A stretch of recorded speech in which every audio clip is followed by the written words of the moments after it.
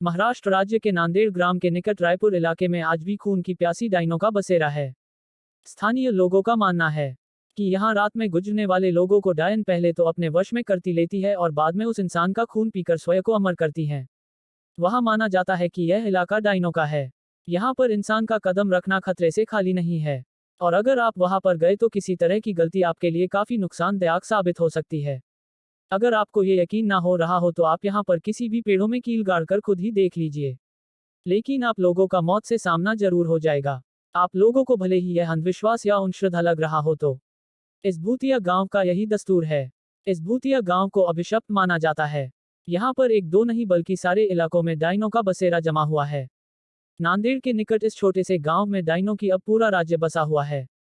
यहाँ पर ऐसा माना जाता है कि पहले यहाँ एक डायन रहा करती थी, लेकिन डायन ने गांव की कुछ लड़कियों की आत्मा को अपने वश में करके उनको अपने साथ लगाए।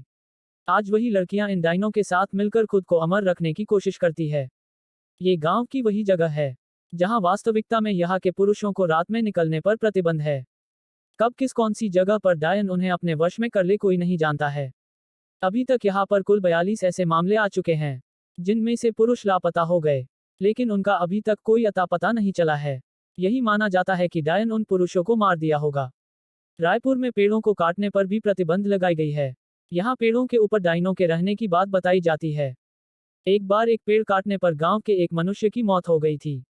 तब से ही माना जाता है कि डायन का पेड़ काटने पर ही उसकी मौत हुई। यहाँ पर एक टूटी हुई हवेली के अंदर एक छोटी सी कोठरी है जिसमें कोई भी नहीं आता जाता है, और माना जाता है कि इस अंधेरी कोठरी में जो भी गया वो वापस कभी लौट कर नहीं आया है। 16 लोगों की मौत की गवाह इस भूतिया कोठरी को यहाँ के प्रशासन ने भी सील कर दिया है।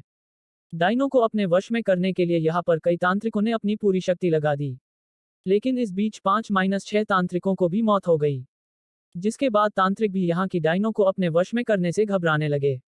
कहा जाता है कि गांव में हर अमावस्या और पूर्णिमा की रात को कोई बाहर नहीं निकल। हालांकि यह काफी पुरानी बात है। अब लोग अपने घरों को अच्छे से बंद करके घरों में रहते हैं। गांव के कुछ लोगों ने यह अनुभव किया है कि अक्सर रास्ते में चलते वक्त उन्हें अजीबोगरीब आवाजें सुनाई देती है, लेकिन पीछे मुड़ने पर कोई नहीं होता। गांव के रंजीत नाम के व्यक्ति ने तो अपनी बाइक पर एक डायन को लिफ्ट तक दी थी। काफी लंबा रास्ता तय करने के बाद उसे एहसास हुआ कि उसके पीछे कोई बैठा हुआ है, पर उसने जब पीछे मुड़कर देखा तो कोई नहीं था। रायपुर के लोगों का मानना है कि यहाँ कई साल पहले एक खूबसूरत महिला के साथ गांव के कुछ लोगों ने बलात्कार किया था। उसे बंदी बनाकर रख लिया और बाद में उस महिला की बेरहमी से हत्या कर दी। इसके बाद वही डायन बनकर यहाँ अपना बदला पूरा करती है।